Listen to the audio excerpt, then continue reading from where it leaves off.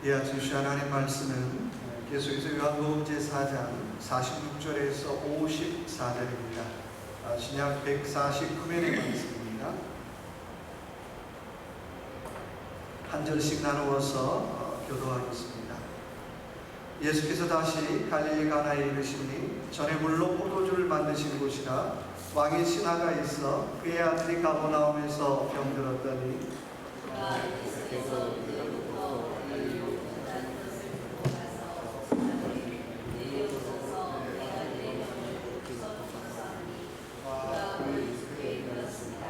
예수께서 이르시되 너희는 표적과 기사를 보지 못하면 도무지 믿지 아니하리라. 예수께서 이르시되 가난 내 아들이 살아있다 하시니 그 사람이 예수께서 하신 말씀을 믿고 가더니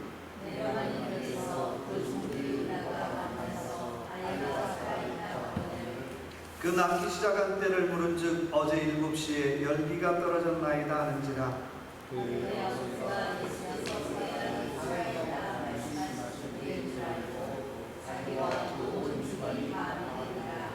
이것은 예수께서 유대에서 갈릴리로 오신 후에 행하신 두 번째 표적입니다. 아멘. 우리 옆에 분들하고 인사할까요? 지난 주간에도 애썼습니다 라고 한번 인사합시다. 네, 지난 주간에도 애썼습니다. 수고하셨습니다. 네. 주신 말씀 가지고 다시 가나 아니면 부흥이여 다시 한번 이라는 말씀의 제목으로 주신 은혜 같이 나누기 원합니다.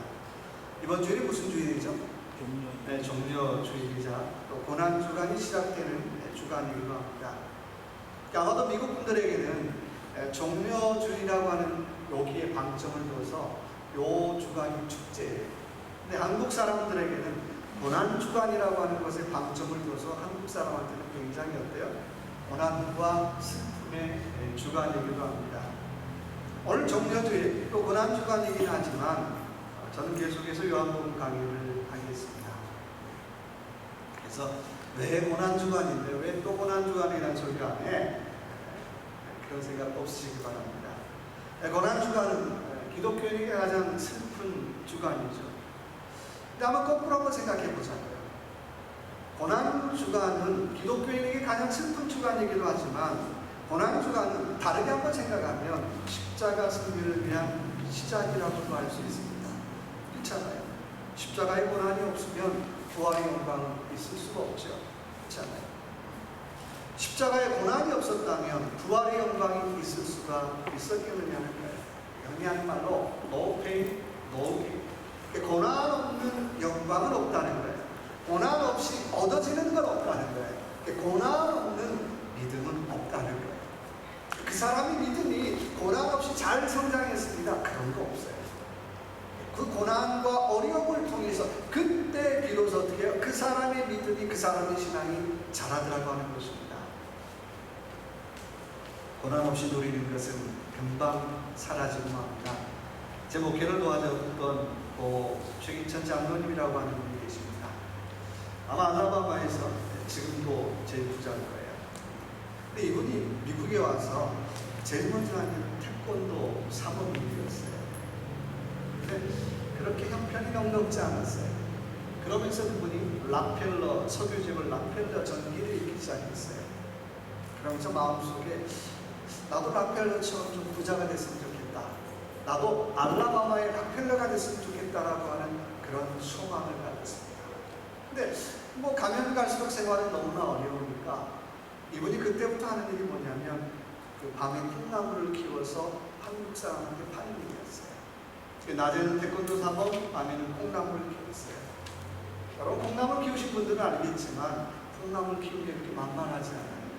물 어떻게 해요? 시간 날 때마다 줘야 돼요. 시간 날 때마다. 자다가도 일어나서 주고 계속 줘야 돼요. 그래야 콩나물이 제대로 크는데 이렇게 꼬부라지는 콩나물 이런 콩나물 보면 물을 제때 안 줬다는 거예요. 쉽지 않아요. 낮에는 태권도 사범고 밤에는 콩나물 키우는 일로 열심히 시간을 보냈습니다.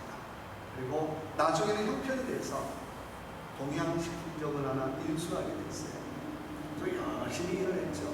하나님께서 놀랍게 그 장모님을 축복하셔서 9개의 호텔과 9개의 식당과 나중에는 은행까지 소유할 수가 있게 되었습니다. 고난 없이는 이루어지는 것이 없습니다. 그런데 중요한 것은 그분이 동양식품점을 하면서 모아둔 그 모은 돈으로 재물자 신게 있어요. 언제 아세요? 바로 하나님의 교회를 짓기 시작했어요. 없는 돈 모아가지고 하나님의 교회를 딱 정확히 이론받고 300만 불을 가지고 교회를 시작했어요. 그쯤에 제가 헌집을 가게 됐습니다. 말이 300만 불이죠. 엄청난 돈이에요. 날마다 매달마다 이제 은행 빚이 돌아오잖아요. 저도 잠 못 자고 장로도 잠 못 자고요. 그때는 성도들도 별로 없었어요. 하루는 장로님이 내일이 이제 빚을 갚는 날이에요. 잠이 안 오잖아요. 하나님 앞에 그냥 투정을 했대요. 하나님, 내일이 또 빚 갚을 날입니다. 어떻게 하면 좋습니까? 빚 갚을 날. 한 달에 한 4만 불 정도를 빚을 갚는 거예요. 엄청난 거죠. 하나님 어떻게 하면 좋습니까? 그렇게 푸념반 기도반 하나님 앞에 앉아있는데 그때 하나님께서 장로님 마음에 주시는 것은 야야, 그럼 네가 갚으면 되잖아. 네가 갚으면 되잖아. 네가 갚으면 되잖아. 하나님, 내가 어디가 돈 있습니까? 그때 마음속에 옛날에 알라바마의 락펠러가 되고 싶다는 그 꿈을 얘기한 게 생각이 났어요. 그래 하나님, 그러면 저를 이 알라바마의 락펠러로 만들어주세요. 그럼 제가 이 교회 건축업을 제가 다 갚는 거예요. 그때부터 실제로 장로는 매달 교회 건축업으로 빚을 다 갚기 시작했어요. 물론 제가 있을 때 돌아가셨지만 그 300만 불에 거의 3분의 2 정도를 갚고 돌아가셨어요. 어떻게 본다면 그분의 고난 덕분에, 그분의 고생 덕분에 교회가 든든히 설 수 있었다는 거예요. 제가 그런 장면을 딱 2번 정도 만났는데, 제가 지금도 헌스필에 가면 꼭 가고 싶은 것 중에 하나가 그 장로님 묘소예요. 제가 힘들 때마다 가서 저도 장로님한테 푸념을 했어요. 산소에 가서 장로님 먼저 가셔가지고 말해, 왜 이렇게 힘들게 나만 놔두고 먼저 가셨어요. 그런 푸념하는데요. 그분의 고생 덕분에 하나님의 교회가 든든히 설 수 있었다라고 하는 것입니다. 여러분, 고난 없이는, 고생 없이는 이루어지는 것이 없더라고 하는 거예요. 오늘 저와 여러분이 읽은 본문 말씀은 다시 가나를 찾으신 예수님이세요. 지난번에는 혼인잔치의 축복도 주셨지만 이제는 신하의 아들을 고치시는 그 예수님의 사건을 오늘 본문에서 기록하고 있습니다. 다시 가나, 다시 가나. 어떻게 본다면 이 다시 가는, 다시 한번 우리에게, 저와 여러분에게 이런 제목이면 좋을 것 같아요. 부흥이여 다시 한번, 회복이여 다시 한번, 치유여 다시 한번, 옛날이여가 아니라 하나님 다시 한번 우리에게 부흥을 허락하여 주옵소서라고 하는 간절한 바람을 가지고 이 말씀을 통하여 은혜를 나누는 저와 여러분 되시길 주님의 이름으로 축원합니다. 자, 46절 같이 한번 볼까요?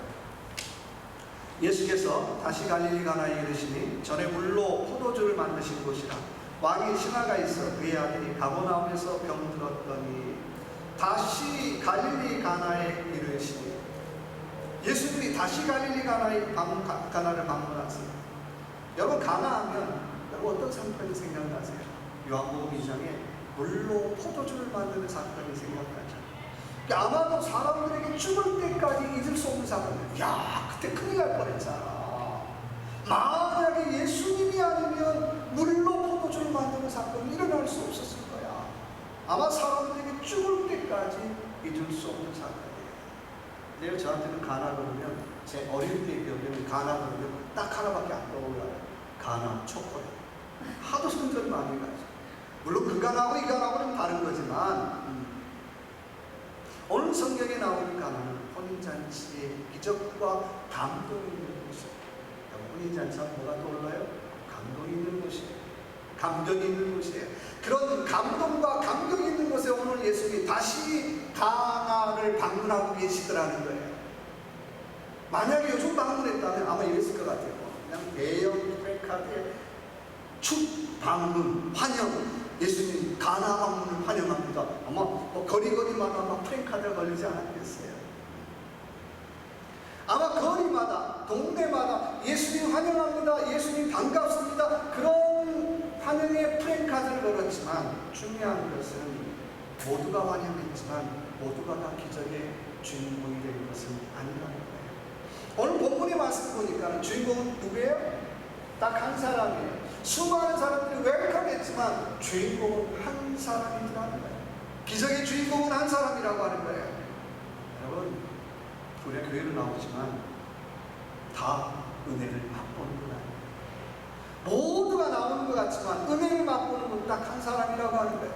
누구만 은혜를 맛보나요? 사모함이 있는 사람, 간절함이 있는 사람, 사모함과 간절함이 있는 사람만이 하나님의 은혜를 맛보고 있더라고 하는 거예요. 그렇죠? 하나님의 말씀이 전해도 내 안에 사모함이 없으면, 내 안에 간절함이 없으면 우리는 아무런 은혜를 받을 수 없어요. 세상 말로 말씀이 개떡 같은데요, 내 안에 사모함이 있고 내 안에 간절함이 있으면 그 속에 하나님의 은혜가 차고 넘치고 있더라고요. 여러분, 정말 우리 하나님의 교회의 꿈을 말한다면 오늘 우리에게 필요한 것이 뭘까요? 간절함인 줄 믿습니다. 사모함인 줄 믿습니다. 다른 사모하면 하나님 우리 교회의 가나와 같은 복을 허락하여 주옵소서. 우리 인생의 가나와 같은 복을 허락하여 주옵소서. 다시 가나의 복을 내 인생에 허락하여 주옵소서. 다른 사람이 뭐라고 얘기해도 괜찮아요. 야 무슨 기복시험 괜찮아요. 상관없잖아요. 하나님 내 인생에, 내 신앙에 다시 리바이벌의 은혜를 허락하여 주옵소서. 그러기 위해서는 내 안에 사모함과 내 안에 간절함이 있어야 주옵소서. 사모함이 없으면 아무런 부흥을 맛볼 수 없어요. 간절함이 없으면 아무런 부흥을 맛볼 수 없어요. 다른 사람이 은혜 받고 은혜 받았네, 우리 은혜 받았나 보네, 그거 그냥 쑥 지나가는 거예요. 오늘 왕의 17절의 말씀 보니까 왕의 신하는 예수님이 오셨다는 소식을 듣고 가버나움에서 가나안까지 20마일의 길을 걸어가요. 왕이 예수님 오셨다는 그 한 가지 소식만 듣고, 오늘 말씀 보니까 왕의 신하다라고 표현하고 있어요. 왕의 신하는 뭐예요? 왕만큼 힘 있는 사람, 영향력 있는 사람, 권력 있는 사람이에요. 그런데요, 그런 사람이 오늘 20마일을 걸어가요. 이유가 뭘까요? 아들이 죽게 된다. 아들이 아프다. 세상에 내 아들이 죽게 되었는데 내가 왕의 신하인 것이 무슨 소용이 있어요? 내 아들이 거의 다 죽게 되었는데 내가 왕의 신하인 게 무슨 체면이, 무슨 소용이 있어요? 아무것도 필요 없는 거예요. 빨리 가서 이렇게 주님 좀 살려주세요. 주님 좀 고쳐주세요. 한시라도 빨리 주님을 만나기 위해서 20마일을 한 걸음에 걸어가고 있더라고 하는 것입니다. 은혜는 어떤 사람이 받을까요? 자기의 모든 것 다 내려놓고 주님 앞에 나올 때 경험할 수 있는 것이 은혜인 줄 믿습니다. 내 체면 생각하면 못 받더라는 거예요. 그래도 내가 왕의 신한데, 내가 고위 관리인데, 이런 거 생각하면 은혜 경험할 수 없더라는 거예요. 여러분, 하나님의 교회에서 우리가 해야 될 일이 뭘까요? 내가 주일만 믿으면 하나님, 내가 내 체면, 내 지위 내가 다 내려놓겠습니다. 그때 맛볼 수 있는 게 은혜라는 거예요. 아유, 내가 내 체면이 있죠. 내가 뭐가 있죠? 자꾸 그런 거 앞세우면 우리는 은혜를 경험하기 어렵다라고 하는 것입니다. 고난 주간, 주님이 고난당하신 주간이에요. 다른 말로 말하면 하나님의 아들의 지위와 체면을 주님이 다 내려놓으신 날이라고 하는 것입니다. 오늘 저와 여러분을 구원하기 위해서 하나님 아들의 체면 다 내려놓으신 날, 어디에서? 십자가에서. 만약에 내가 그래도 하나님 아들의 체면이 있지, 내가 하나님 아들의 지위가 있지, 내가 하나님 아들의 권세가 있지, 그러면 아무것도 되지 않아요. 오늘 저와 여러분을 사랑하셨기 때문에 그 십자가상에서 하나님 아들의 지위와 체면 모든 것들을 다 내려놓으셨다는 말이에요. 십자가에는요, 아무나 당하는 놈이 아니에요. 그냥 뭐 나쁜 짓 하면 죽는 거, 뭐 당하는 놈이 아니에요. 십자가에는 이런 거예요. 반지, 반란지. 그래서 십자가에 매달리는 순간 어떡합니까? 그래서 처음으로 다 베끼고 나와요. 수많은 사람들에게 조롱과 침뱉다가 아이고 비난을 당하는. 그래서 많은 학자들이 십자가에는 모든 죽음의 절정판이라고 얘기해요. 그래서 가능하면 로마 사람은 아무리 잘못해도 십자가를 받지 않는 거예요. 그만큼 피하고 싶은 형 중에 하나가 십자가형이라고 하는 것입니다. 그런데 주님은 우리를 살리기 위해서 그 창피함도 그 부끄러움도 그 모든 것들을 다 내려놓으시고 십자가에서 그 모든 것들을 담당하셨다라고 하는 것입니다. 제가 미국 와보니까요, 미국에 와서 제일 적응 잘하는 사람은 누구냐면요, 이런 사람이에요. 자기가 한국에서 누렸던 이 모든 것을 태평양 샥 건너면서 다 내려놓은 사람이 제일 적응 잘해요. 내가 한국에서 뭐 했는데 아무도 없어요. 제가 전에 섬기던 교회 중에 교회에서 사역하는데 제일 못 내려놓는 분들이 세 종류가 계세요. 서울대, 연대, 고대, 주신.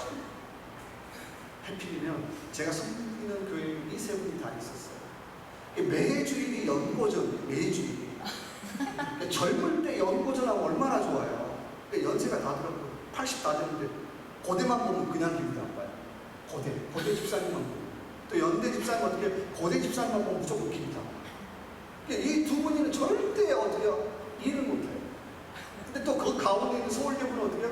참 표정이 이런 것 같아요. 잘 놀고 있네. 연고대 주제에. 이 세 분은 절대 뭘 해도요, 아무도 안 돼요. 저는 뭐 서울대도 아니고 연대도 아니고 저는 뭐 그냥 그렇잖아요. 너무 힘들었어요. 못 내려놓더라는 거예요. 그래서 내가 늘 그래, 제발 좀 내려놓으세요. 교회가 무슨 연고전 하는 데입니까? 제발 좀 내려놓으세요. 학력 좀 내려놓으십시오.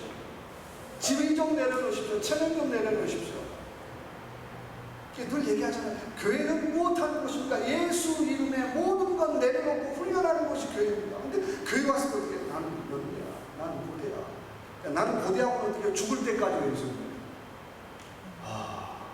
여러분, 참 어렵지만요. 저도 이렇게 얘기하면 저도 어렵지만 주일날만큼은 좀 내려놓자. 하나님, 내 짐을 좀 내가 내려놓을게요. 누구 앞에서? 주님 앞에서. 내 물질 좀 내려놓을게요. 누구 앞에서? 주님 앞에서. 내가 사람 앞에서는 내가 못 내려놓는데요. 내가 주님 앞에서 내가 다 내려놓을게요. 그래서 정말 주님의 은혜를 누리는 저와 여러분 되시길 주님의 이름으로 축원합니다. 두 번째는요, 48절 볼까요? 예수께서 이르시되 너희는 표적과 기사를 보지 못하면 도무지 믿지 아니하리라. 표적과 기사를 보지 못하며, 다시 가나 두 번째 생각해 봐야 될 것은 표적과 기사를 뛰어넘는 믿음을 가지라고 하는 거예요. 오늘 주님께서 그런 얘기 하잖아요. 야야, 너희는 어떻게 해? 맨날 무슨 대단한 기적, 대단한 표적, 그거 안 보면 나 못 믿는 거구나. 그런 얘기 하는 거예요. 가나 혼인잔치와 같은 그런 기적, 그런 표적 보지 않으면 안 믿는다는 거예요. 근데 여러분, 중요한 것은 표적과 기사가 아니라 그 표적을 통하여 누구 만나는 거예요? 주님 만나는 거예요. 그 기사를 통하여 주님 앞에 집중하는 거예요. 내가 아무리 대단한 표적과 기사를 경험하고 뭐 하겠어요? 그렇죠? 그럴 리 없겠지만 제가 뭐 죽은 사람을 살리는 그런 능력이 있으면 뭐 하겠어요? 그 표적과 기사를 통하여 주님을 향한 영광 돌리지 않으면 어떻게 해요? 저는 그냥 사건이 되는 거예요. 그렇죠? 아무리 우리가 많은 표적과 기사를 경험해도 내가 그 표적과 기사를 통하여 주님에게 집중하지 않는, 그걸 통하여 내 믿음이, 내 신앙이 성장하지 않으면 아무런 유익이 없더라고 합니다. 여러분, 기적을 뛰어넘어 주님 앞에 초점 맞추는 저와 여러분 되시길 주님의 이름으로 축원합니다. 기적을 뛰어넘어 하나님 앞에 초점 맞추는 저와 여러분 되시길 주님의 이름으로 축원합니다. 우리는 기적하면요, 대단한 것만 기적이라고 생각하잖아요. 근데요, 제가 요즘 이제 저녁에 그런 반성을 해요. 야, 오늘 하루도 잘 살았는지 잘 못 살았는지 모르겠는데, 야, 평안히 하루를 마무리했네. 평안히 하루를 마무리했네. 참 좋다. 참 감사하다. 여러분, 기적 아닌가요? 기적 아닌가요? 날마다 얼마나 머리가 복잡하겠어요. 날마다 얼마나 머리가 시끄럽겠어요. 근데 하루를 되돌아보고, 하나님, 그래도 하나님 감사합니다. 오늘 하루도 내가 잘 마무리했네. 기적이잖아요. 오늘 50절의 말씀 보니까 이렇게 말씀하고 있어요. 예수께서 이르시되 가라, 내 아들이 살아있다 하시니, 그 사람이 예수께서 하신 말씀을 믿고 어떻게 해요? 갔다는 거예요. 누가 하신 말씀을 예수님이 하신 그 말 한마디 믿고 어떻게 싹 갔다는 거예요. 대단한 믿음 아닐까요? 저 같으면요, 가라는 거 한 2걸음 갔다가 진짜 살아나요? 진짜예요? 또 갔다가 어떻게 한 10m 갔다가 진짜예요? 진짜예요? 계속 물어볼 것 같아요. 진짜예요? 뭐 보증서를 하나 써주세요. 아니면 확답서를 하나 써주세요. 계속 그랬을 것 같아요. 근데 오늘 이 왕의 신앙은 네 아들이 살아날 것이다. 현대 번역에 보니까 네 아들이 살아나리라고 하는 그 말씀 한마디 듣고 어떻게 그냥 팍팍 돌아가요.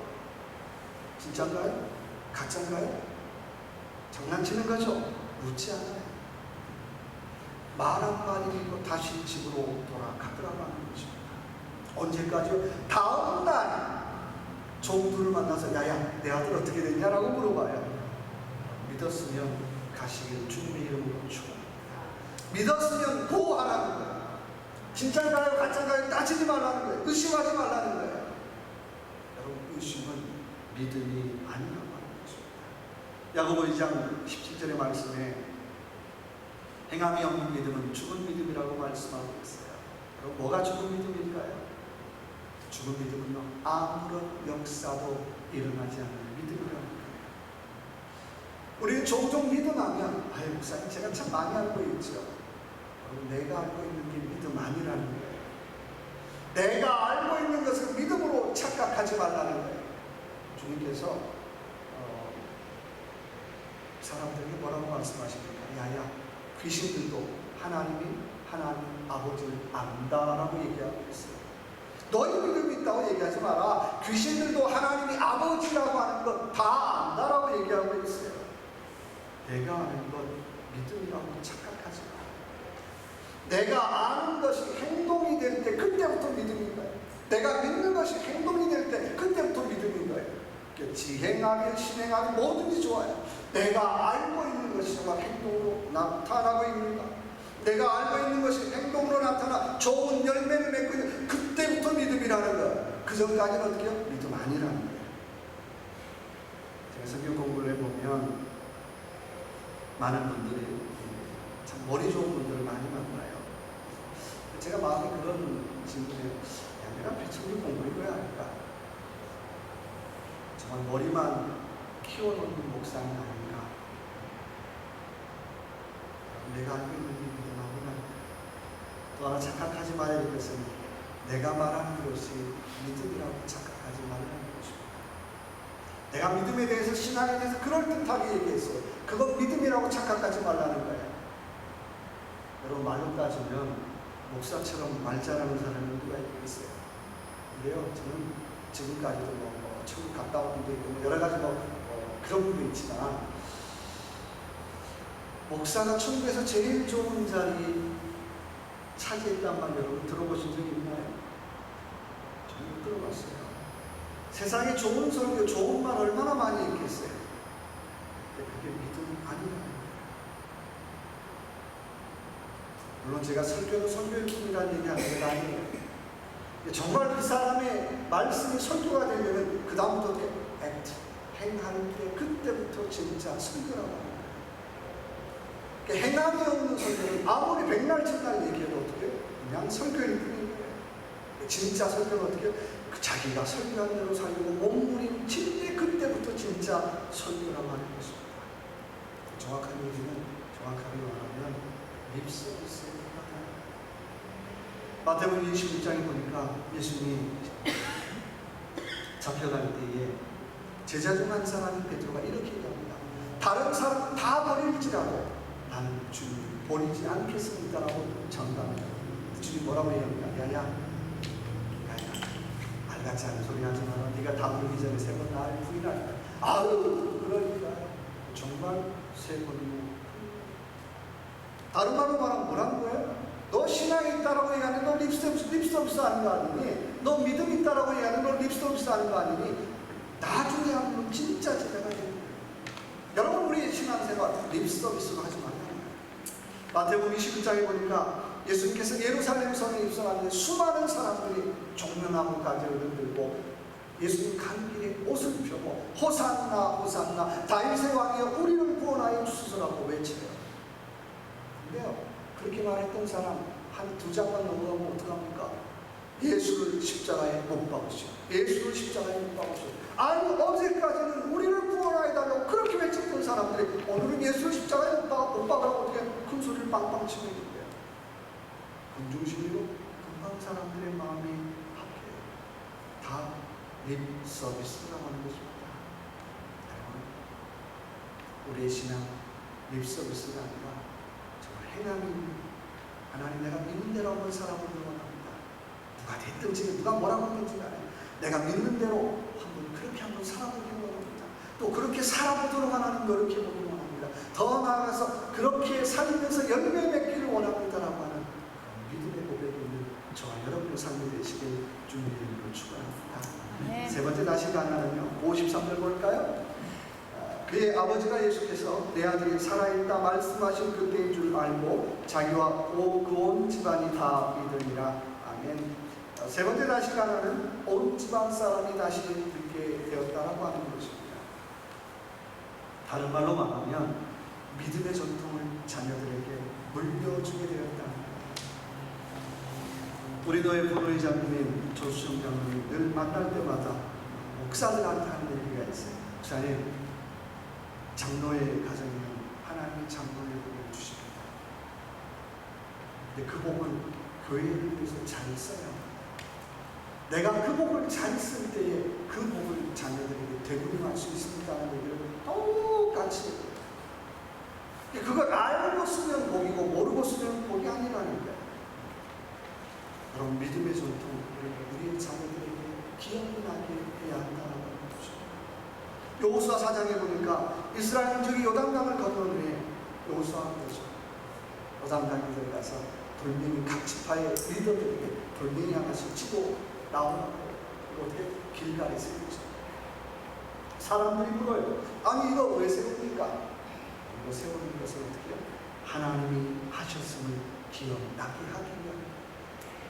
우리만 기억나는 것이 아니라 우리 후손들이, 아이고 아빠 저건 뭐예요? 할아버지 저건 뭐예요? 하나님께서 우리를 요단강을 건너게 하셨어. 하나님께서 우리를 살리셨어라고 하는 어떻게 자녀들에게 계속해서 어떻게 리마인드 시키라고 하는 것입니다. 수요일날 저녁에 기억에는 두 가지 단어를 쓴다고 했습니다. 첫째는 메모리라고 하는 단어예요. 단순히 기억한 것을 다시 꺼내는 거예요. 그럼 메모리밖에 안 돼요. 또 하나의 단어가 있다면 리멤버런스라고 하는 단어죠. 리멤버런스라고 하는 단어는 단순히 기억한 것을 꺼내 쓰는 것이 아니라 기억의 의미를 묻고 내가 행동하는, 내가 그 기억의 의미를 행동하는, 하나님께서 우리 민족을 살리셨지, 그럼 나는 어떻게 행동해야 될까를 어떻게 묻고 그렇게 행동하는 것이 리멤버런스라고 하는 것입니다. 성경이 말하는 기억은 메모리가 아니라, 너희는 나를 기억하라는 말은 그래 기억하라 그게 아니라 리멤버런스라고 하는 거야. 내가 너희 민족을 살렸고 내가 너희 집안을 살렸고 내가 너희에게 축복하셨으니까 너희가 어떻게 살지를 너희가 행동하라고 하는 의미라고 하는 것입니다. 과거의 기억의 의미를 묻고 행동하라는, 그게 정말 기억하는 거예요. 독일 심리학자인 헤르만 에빙하우스가 인간의 기억에 대해서 연구를 했습니다. 인간은 흔히 기억하는 존재라고 하는데 실제로는 망각하는 존재라고 얘기를 하고 있어요. 저와 여러분이 하루 어떤 일이든지 간에 하루가 지나면 50%를 다 잊어버립니다. 어제 있었던 일 100% 기억하는 사람 있나요? 정확하게? 저도 잘 몰라요. 50%를 다 잊어버리는 거예요. 한 달이 지나면 80%를 잊어버립니다. 좀 저희가 그런 때를 살아요. 저도 잘 잊어먹어서 저희 집에는 거실에 조그만 칠판 하나 사놨어요. 어떻게 오늘 해야 될 일 쭉 적어놔요. 근데도요, 나갔다면 잊어먹었어, 깜빡이네, 못 샀어. 그 일이 반복되어 있더라고 하는 거예요. 에빙하우스가 사람이 기억하는 방법 중에 가장 좋은 방법은 복습이라고 얘기합니다. 하루에 10분만 복습하면 하루 동안 기억이 됩니다. 10분만 어떻게 그 일에 대해서 복습하면 하루 동안 기억이 돼요.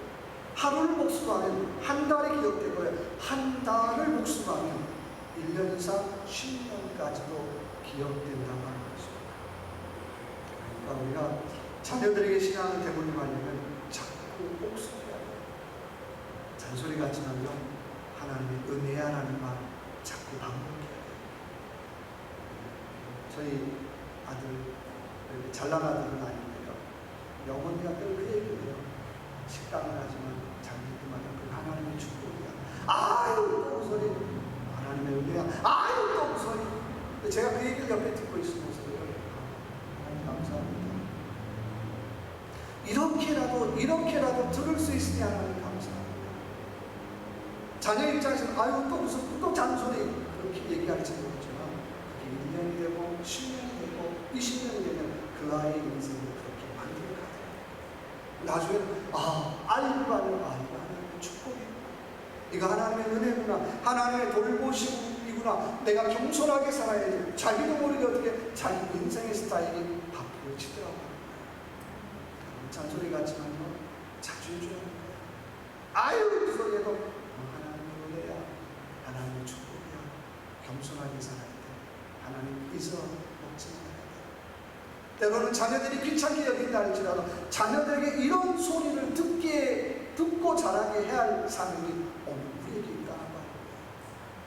자녀들이 아이고 잔소리 하지만 어떻게 나왔다가 들어가는 건데 와이프는 계속 하나님의 은혜야, 하나님 앞에 감사해야 돼, 하나님 앞에 기도해야 돼, 더 겸손히 살아야 돼. 그런 걸 반복하더라고요. 그래서 내일 태인들은 기도할 때마다 6가지 사건을 반복해서 외워서 기도한다고 해요.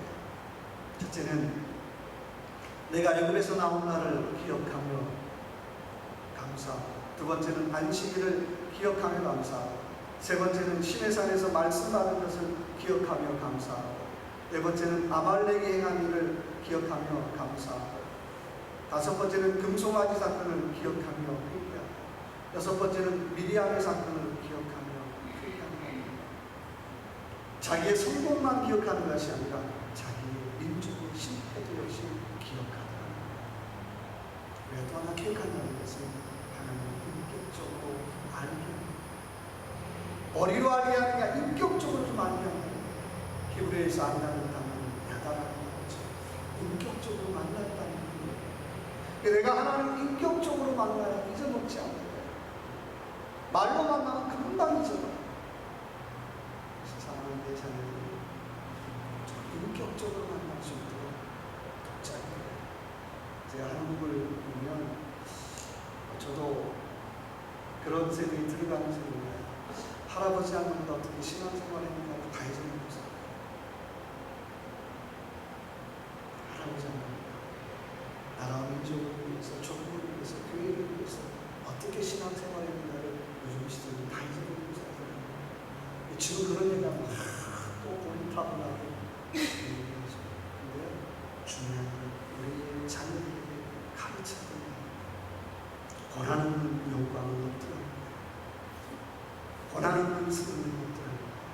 그래서 단순히 우리의 자녀들이 메모리가 아니라 리멤버러스. 이것이 하나님의 은혜입니다. 이것이 하나님의 은혜입니다. 이것이 하나님의 은총입니다라고 고백할 수 있는 그런 신앙의 복을 되는 저와 여러분의 삶에 되시길 주님으로 축원합니다.